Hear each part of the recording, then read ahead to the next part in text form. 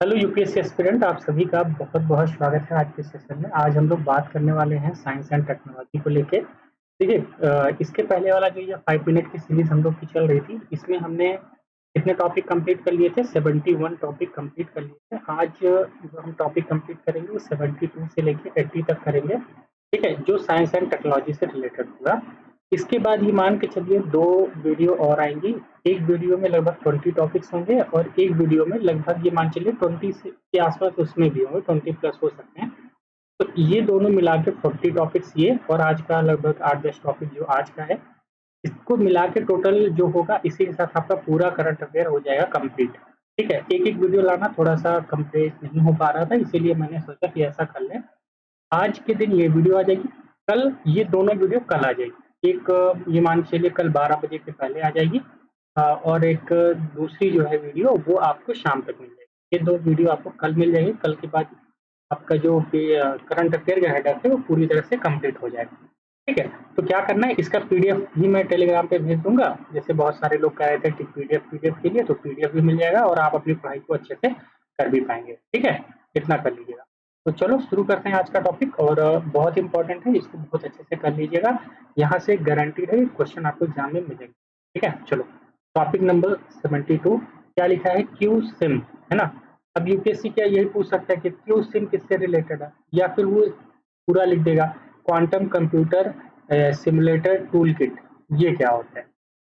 देखो है क्या ये कि यह एक ऐसा टूल किट है जो हमें अलाउ करता है रिसर्चर्स और स्टूडेंट के लिए, जो क्या कर सकते हैं, राइट कर सकते हैं, डेबग क्वांटम कोड को डीबग कर सकते हैं। ठीक है, जैसे मान लेते हैं कहीं कोई प्रॉब्लम आ रही है तो उसको सीख सकते हैं और जो भी क्वांटम एल्गोरिदम है ना उसको डेवलप करने में कहीं ना कहीं ये जो टूल किट्स हैं वो उनमें बहुत मदद करेंगे।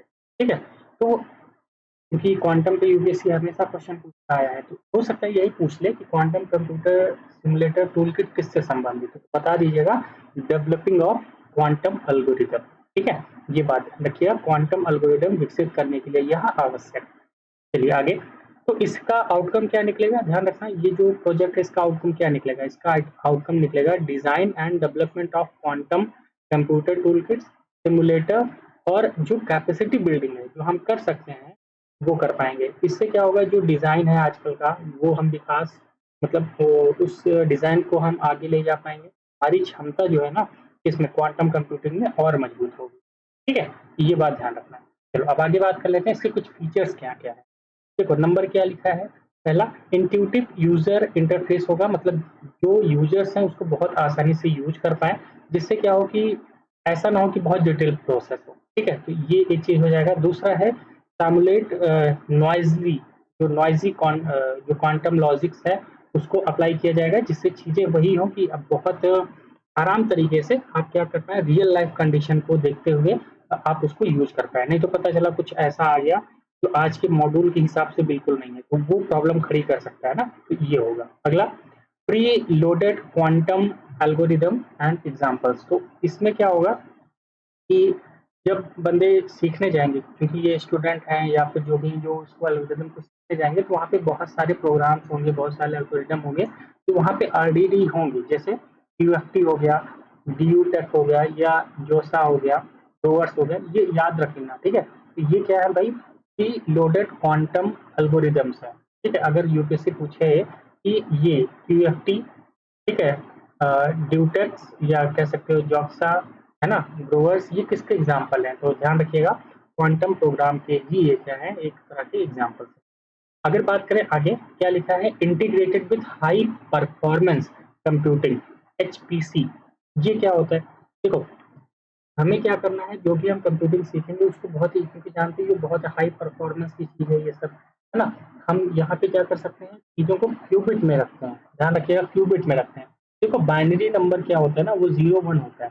अभी तक जितने भी कंप्यूटर के ऑपरेटिंग सिस्टम है या कंप्यूटर की जो लैंग्वेज है वो 0 1 में कंप्यूटर सीखता है। जैसे ABCD है ना, अब मान लेते हैं आपने ABCD लिखना है, एग्जैक्टली कंप्यूटर का हम इनपुट देते हैं 0 1 1 0, ऐसे करके कुछ नंबर्स बनते रहते हैं, और मान लेते हैं ए का जो नंबर है वो है 101, तो हमने क्या किया है, ए को 101 के नाम से डाल दिया है। तो अब जब आप 1 ए पुट करते हो ना, तो 101 एग्जैक्टली में पुट होता है कंप्यूटर के अंदर। तो वो समझ लेता है कि यह जो लैंग्वेज है वो क्या कहना चाहती है, ए, तो हमें अपने स्क्रीन पर ए दिखता है। लेकिन जो क्वांटम बिट है ना वो बिल्कुल इससे अलग है, ध्यान रखना, है ना?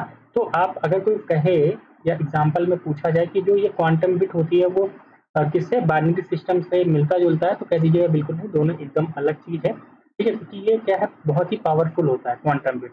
जैसे मैं आपको बताऊँ कि क्वांटम बिट के लिए यार वो अलग से सेशन लेना पड़ेगा, बहुत लंबा चला जाएगा। अभी हमारा करंट अफेयर का मैटर है, बस ये थोड़े से ना ट्यूशन के फीचर्स ध्यान रखना बस, ठीक है? चलिए, अगली टॉपिक की बात करते हैं, टॉपिक नंबर 73।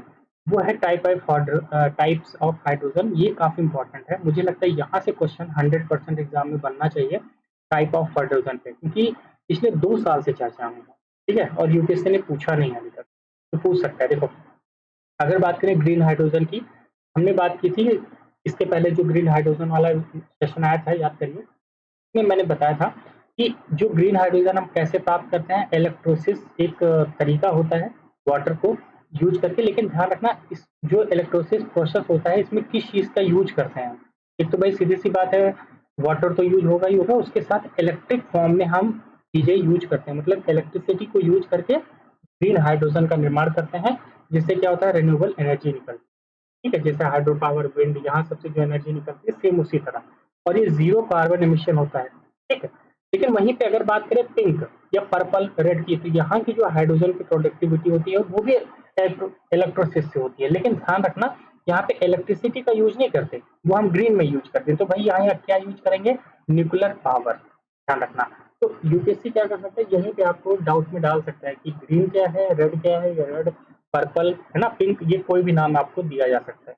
अगला है टॉर्प्यूज।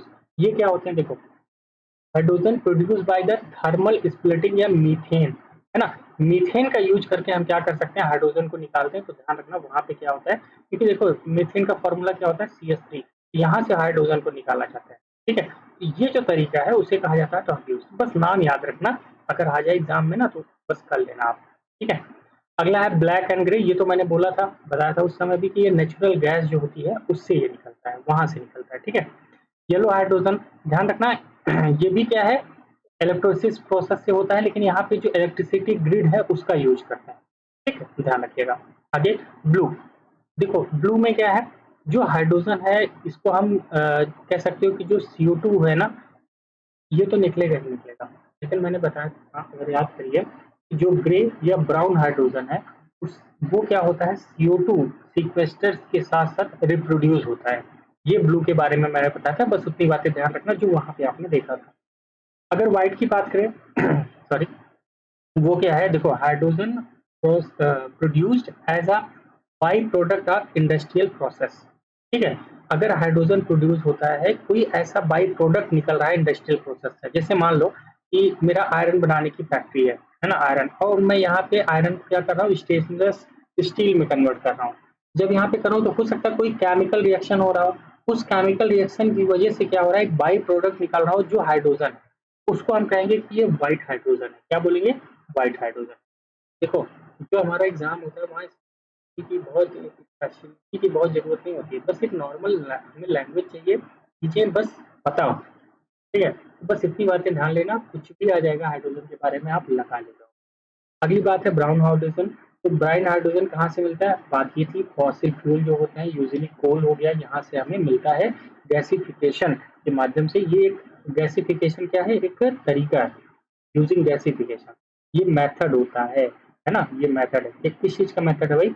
ब्राउन हाइड्रोजन को पाने का। ठीक है? तो बस जितने हाइड्रोजन है एक बार ध्यान रख लेना, हो जाएगा काम। अगला बात करते हैं टॉपिक नंबर 74 की, जिसे बोलते हैं ब्लू स्ट्रैगलर। देखो ये भी काफी इंपॉर्टेंट रहा है, काफी चर्चा में रहा है पिछले 2 साल में। तो हो सकता है यही पूछ ले कि ब्लू स्ट्रगलर क्या है। ध्यान रखना, ब्लू स्ट्रगलर क्या है। जैसे मान लेते हैं कोई एक तारा है ना। अब ये तारा क्या किया कि इसके आसपास बहुत छोटे छोटे तारे हैं, ठीक है, बहुत छोटे छोटे तारे हैं।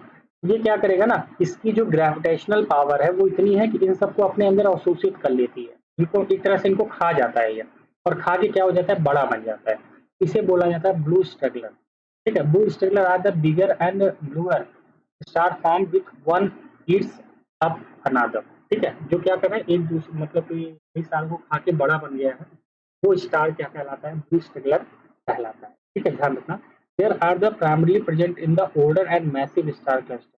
आज भी ये हैं, सीधी सी बात है, जब बड़े हो गए हैं, ये काफी ओल्ड होते हैं, बहुत ही बड़े होते हैं, यहाँ तक कि जो हमारा सूर्य है उससे 100 गुना ज्यादा बड़े।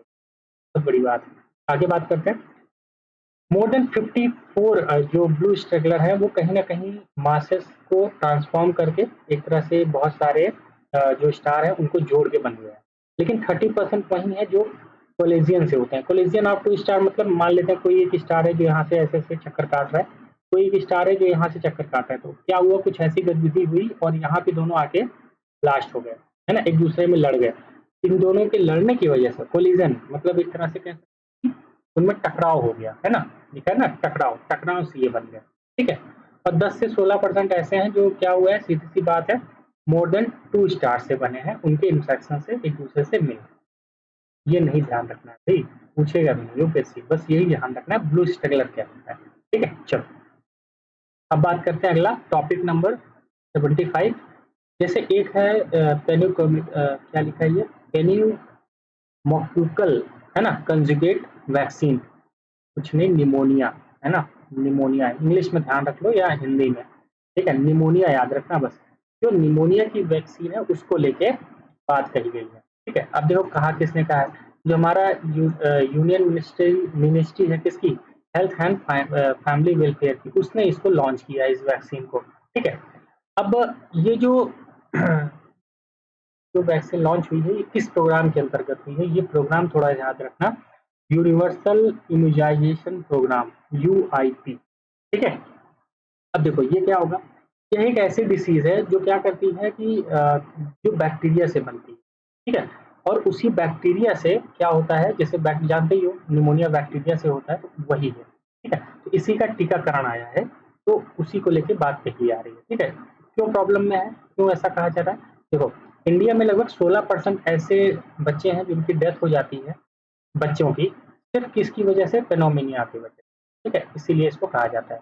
ठीक है, जैसे भारत में लगभग 16% बच्चों के निमोनिया से कारण होती है, तो उसी को लेके ये कहा गया है।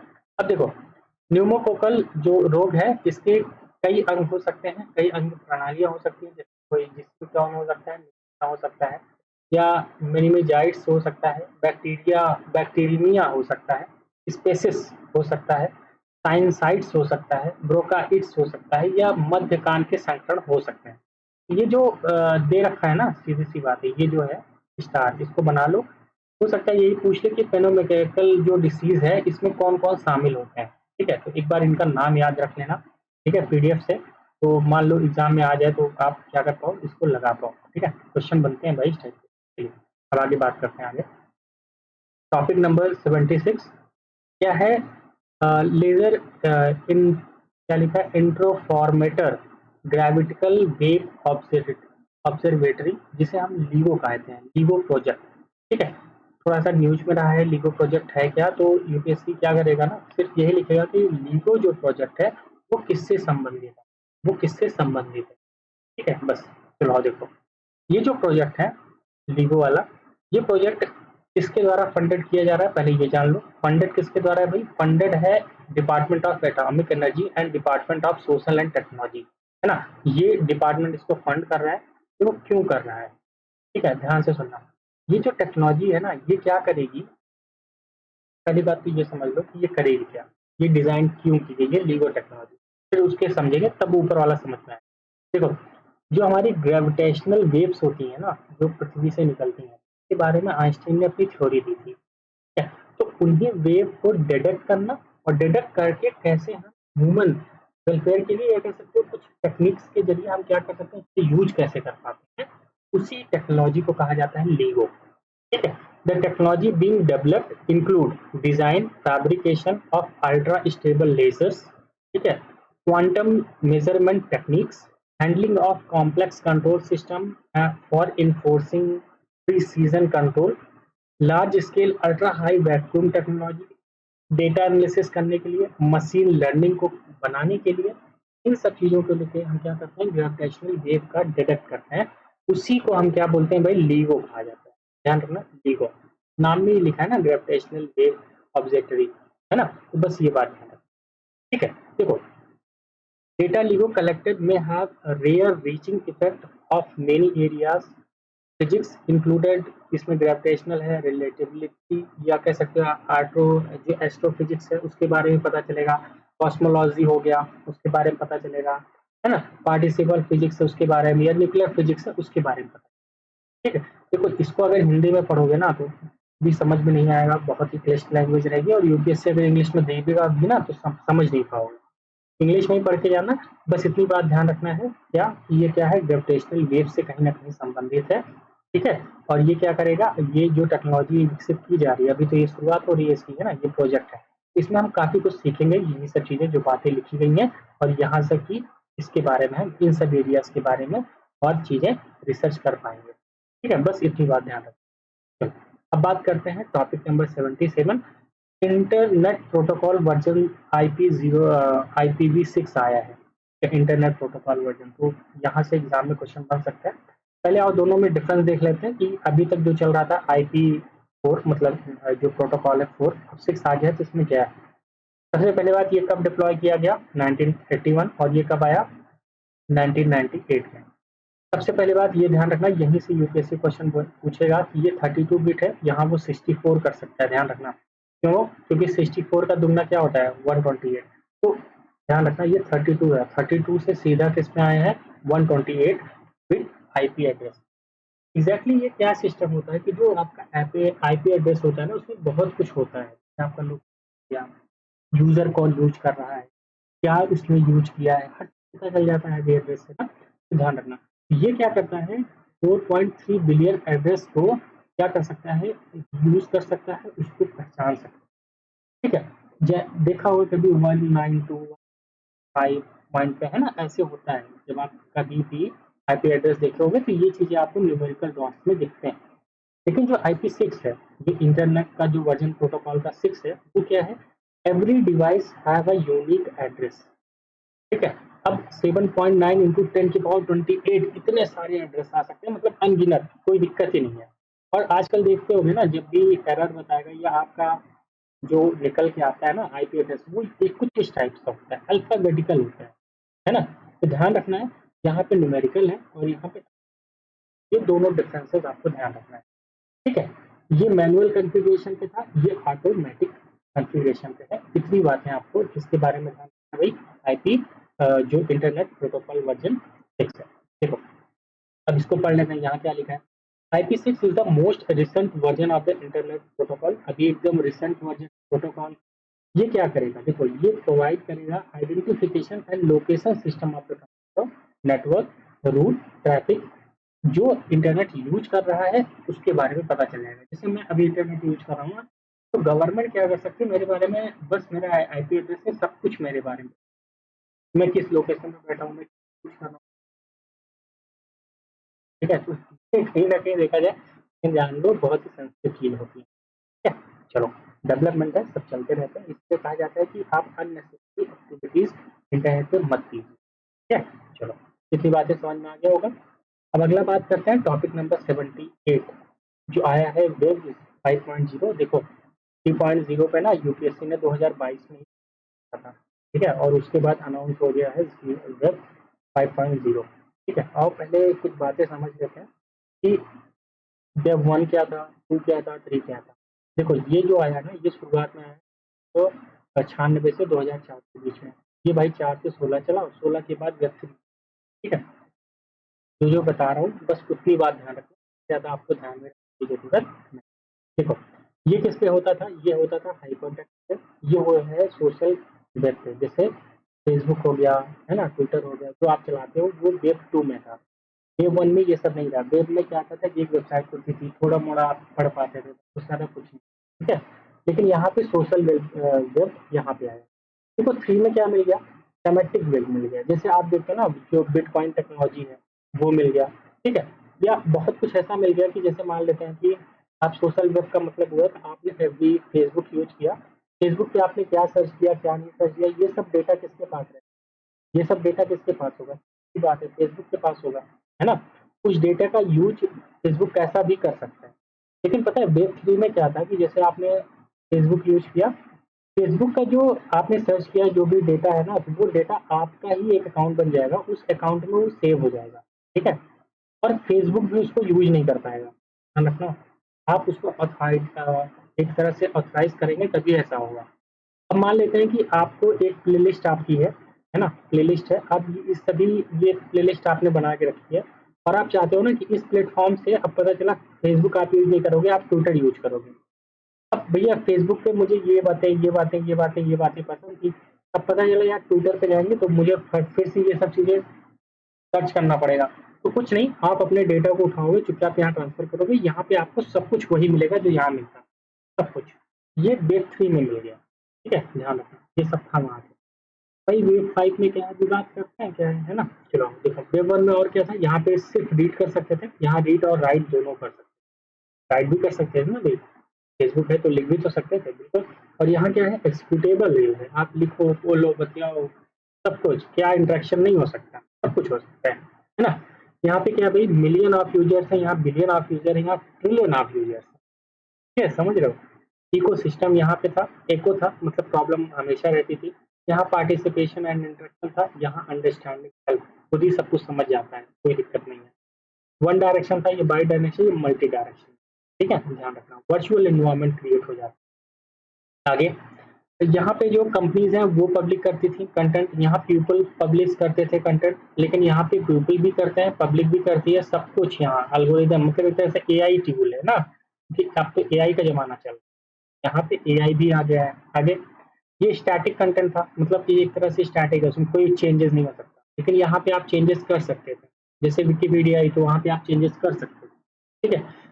लेकिन स्टैटिक में एक बार पड़ गया तो उसको चेंज करना बहुत मुश्किल होता था, होता ही नहीं था, सिर्फ वो कंपनी कर सकती थी। ठीक है, आगे web 3 is curiosity to undefined, AI and 3D web designing learning यहाँ सब आ चुकी है, जो मैंने बात की। ये पर्सनल होता था, ठीक है, कोई और देख ही नहीं सकता था, लेकिन यहाँ ब्लॉग है, सोशल मीडिया फाइल्स है, सेमी, अब तो यहाँ सेमी ब्लॉग हो गए हैं, हैशटैग हो गया है, तो ये सब थोड़ा सा नाम याद रखना कि किससे संबंधित है।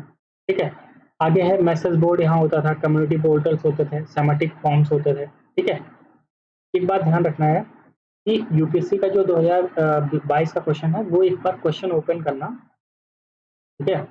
उसका ऑप्शन डी सही है, मतलब तीनों बातें जो मैंने बताई ना, बस यही लाइन से आपका सब कुछ हो जाएगा। और मैंने क्या बोला, वह डेटा अपना खुद ही संग्रहित कर सकता है। वेब 3 में याद रखना, 2 में ऐसा नहीं था, वो डेटा आप खुद नहीं रख पाते थे, वो कंपनी रखती थी, लेकिन 3 में क्या हुआ, डेटा आप खुद रख पाते हो। ठीक है, अब बात करते हैं 6 में क्या हुआ, वो सॉरी 5 में क्या हुआ। ठीक है, देखो यह क्या है, यह एक कह सकते हो कि एक ऐसा स्टेज है जो अभी डेवलपिंग स्टेज पे, अभी ये बना नहीं है। इनको जरूर जानते हो लोग, डाउजी को, है ना, ड्रोसी, है ना, ड्रोजी। ड्रोजी कौन है भाई, ट्विटर के एक तरह से जो ट्विटर के मालिक थे वो थे पहले, एलन मस्क के पहले। ठीक है, ध्यान रखना, उन्होंने अनाउंस किया कि बाय बाय वेब 3, अब आएगा वेब 5। वेब 5 में है क्या, यहाँ पे ना आपको एक्स्ट्रा डिसेंट्रलाइज्ड पावर मिलती है। देखो डिसेंट्रलाइज का मतलब क्या हुआ, यहाँ पे क्या करता था, हर बंदा अपना डेटा अलग यूज कर रहा है, सबका अपना अलग अलग प्लेटफॉर्म है। आप भी देखो ना, आपने यूट्यूब पे अपना अलग से एक प्लेटफॉर्म बना लिया ना, अब भाई जिस चैनल से हम जुड़े हैं तो वो मेरा मेरा प्लेटफॉर्म है, आप सब जुड़े हैं, वैसे आप भी अपना प्लेटफॉर्म बना सकते हो, कोई भी बना सकता है। ये डिसेंट्रलाइजेशन ही तो हुआ। यहाँ पे क्या होगा, कुछ और एक्स्ट्रा मिलेगा, ठीक है, ध्यान रखना। और जो कंट्रोल होगा उसका, वो सिर्फ आपके अंदर होगा, जिसकी डेटा उसी की आइडेंटिटी होगी, कोई दूसरा उस पर हस्तक्षेप नहीं कर पाएगा।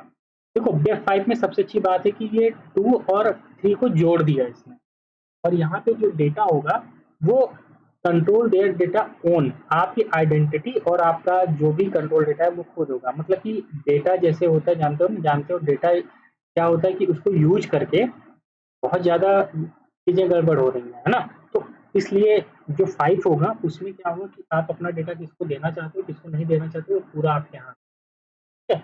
आगे बोथ बिग 3 और बिग 5 में दोनों में देखो, यहाँ पे दोनों में सेंसरशिप नहीं है, ठीक है? कोई भी थ्रेट नहीं है, ठीक है? चाहे वो गवर्नमेंट से हो, चाहे बिग टेक से हो, कोई भी फ़ियर नहीं है आपको कि आपके साथ कुछ भी गलत हो जाएगा, दोनों में ये कंडीशन है। लेकिन 5 में बस अच्छी बात ये है कि डिसेंट्रलाइज़ और ताकत मिलेगी आपको, और आपके ऊपर कोई कंट्रोल नहीं होगा कि आपका डेटा कोई कंट्रोल करेगा, वो आप खुद करोगे, यही बात है। बस इतनी बातें आपको ध्यान रखनी है इसके बारे में भाई, वेब 5 के बारे में। ठीक है भैया, चलो अब बात करते हैं टॉपिक नंबर 79। ये थोड़ा सा इंपॉर्टेंट है यार कि एंटी माइक्रोबियल रेजिस्टेंस क्या होता है। एक छोटी सी कहानी बता रहा हूँ, ये समझ लो, समझ में आ जाए। जैसे मान लेते हैं एक बच्चा है, कौन है भाई, एक बच्चा है, और वो बच्चे को मैंने क्या किया, एक दवा दी, ठीक है। तो उसकी तबीयत खराब थी, मैंने उसको एक कैप्सूल दी ऐसे, ठीक है। वो कैप्सूल खाया, लेकिन उसकी फिर से तबीयत खराब हुई, फिर मैंने उसको एक कैप्सूल दिया, ठीक है। अब धीरे धीरे क्या हो रहा है कि 5 साल की उम्र आते आते उसको बहुत सारी दवाइयाँ दे दी गई। आजकल देखते होंगे जो माताएँ हैं वो बस दवाएँ, बच्चे को दवा पिला दो बहुत ज़्यादा। ये सब होता क्या है ना कि जो इसका सब्सटेंस है ना? माइक्रोबीट्स होते हैं, इसमें माइक्रोबियल होते हैं, वो उनका छोटा-छोटा पार्ट उसकी बॉडी में क्या होता है, इकट्ठा होता जाता है। जब वो एक एज आती है ना 5 साल, तो वहाँ पे अगर उसको कोई भी दवा भी खिलाई जाए ना, तो वो दवा उतनी असर नहीं करती है। पता चला उसको बुखार हुआ है, तो उसको पैरासिटामॉल खिलाया जा रहा है, तो उसको ज़्यादा असर नहीं हो रही है, ठीक है। फिर एंटीबायोटिक दवा खिलाई पड़ती है, बहुत हाई डोज़ देने पड़ते हैं, तब जाके कहीं न कहीं उसको राहत मिलता है। क्यों? क्योंकि उसको इतनी दवा दी जा चुकी है और दवा के अंदर जो माइक्रोबियल है, वो कहीं न कहीं क्या हो गया है, इकट्ठा हो गए हैं। अब उनकी वजह से क्या हो रहा है कि वो पहले से जान रहे हैं कि यही दवा मिलने वाली है, तो वो क्या करते हैं, वो उस दवा से लड़ जाते हैं, वो उस दवा को हरा देते हैं, जीत नहीं पाते। तो अब भाई इससे क्या होगा, बच्चे के अंदर हेल्थ इश्यू बहुत ज़्यादा रहेगा, ठीक है। ये एनिमल में भी हो जाता है। अब जैसे किसी गाय का है, गाय की तबीयत खराब हुई तो हमेशा उसको एक ही दवा दी जा रही है। लगातार उसकी 2-3 बार हुई तो बहुत ज़्यादा दवाई दे दी जाती है। नुकसान, इंजेक्शन लग गया और नुकसान, यही सब है। तो भाई ये जो माइक्रोबियल्स हैं जो इकट्ठा हो जा रहे हैं, इनको कैसे खत्म किया जाए, उसी को बोला जाता है एंटी माइक्रोबियल रेजिस्टेंस। तो मुझे लगता है ये वर्ड का मतलब आपको समझ में आ गया होगा, ये क्या है। देखो, अब समझो, antimicrobial are used to fight disease in human, animal and plant, तीनों में ध्यान रखना। तो यूपीएससी क्या कहेगा, एंटीमाइक्रोबियल जो रेजिस्टेंस है वो सिर्फ वही यूज होता है जहाँ पे ह्यूमन की बात है। तो कह दीजिएगा नहीं, ये एनिमल प्लांट हर जगह यूज होता है।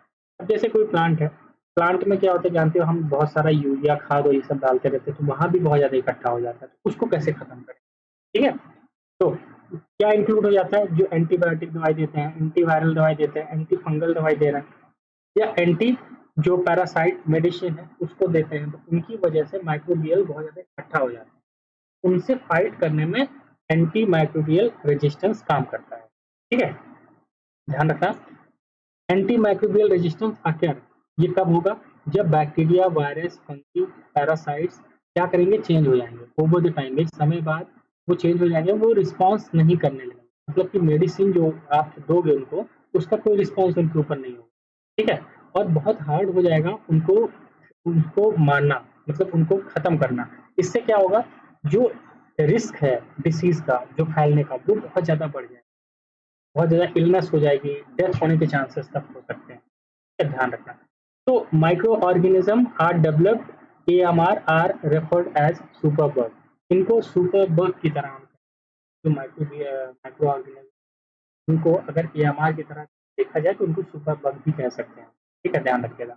आगे, as a largest producer and consumer of antibiotics in the world, भाई इंडिया जो है ना, ध्यान रखना, इंडिया इंडिया क्या है, सबसे ज़्यादा एंटीबायोटिक हम लोग पूरी दुनिया में बनाते हैं, सबसे ज़्यादा पूरे विश्व में, ध्यान रखना इस बात को, ठीक है।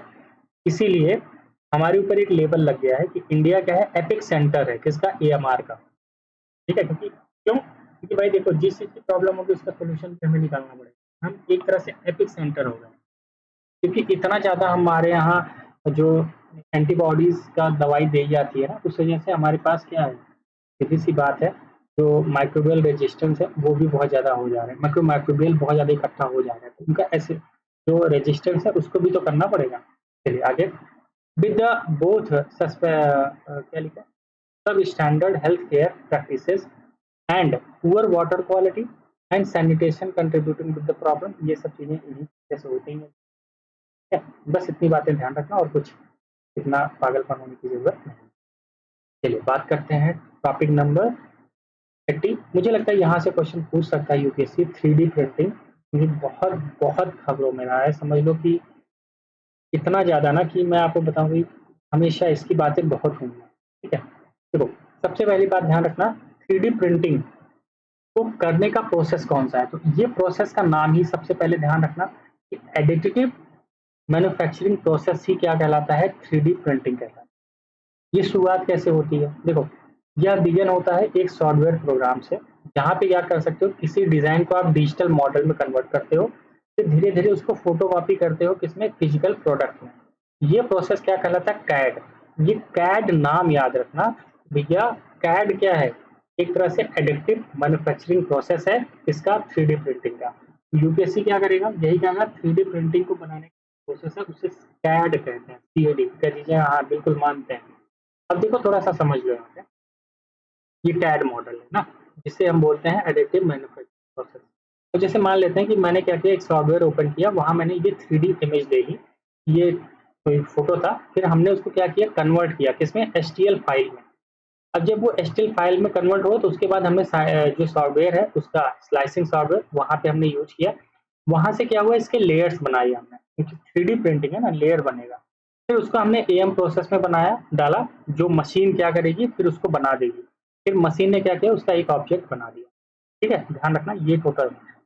कोई भी प्रोडक्ट हमें बनाना है तो उसका हमने इमेज किया, इमेज लेने के बाद हमने एचटीएल फाइल, ये एचटीएल फाइल ध्यान रखना नाम है, ठीक है, इसमें डाला, सॉफ्टवेयर में डाला, सॉफ्टवेयर ने बहुत सारे लेयर के हिसाब से उसका एक टूल बना दिया। उसी टूल को हमने क्या किया, एक मशीन में डाला और मशीन से वो कप बन के बाहर आ गया। आजकल देख रहे होगे ज़्यादातर चीज़ें ऐसे ही हो रही हैं, जितने भी कप वप बनते हैं ना, ये सब मतलब यही है। ठीक है, अब आओ देखो यहाँ पे, मैंने क्या बोला, सबसे पहले भाई सॉफ्टवेयर आ गया ना, सॉफ्टवेयर के बाद देखो क्या है। तो डिजिटल मॉडल जो बनेगा सॉफ्टवेयर से, उसको हम कन्वर्ट करेंगे स्टीरियो लाइथोग्राफी फाइल, एसटीएल।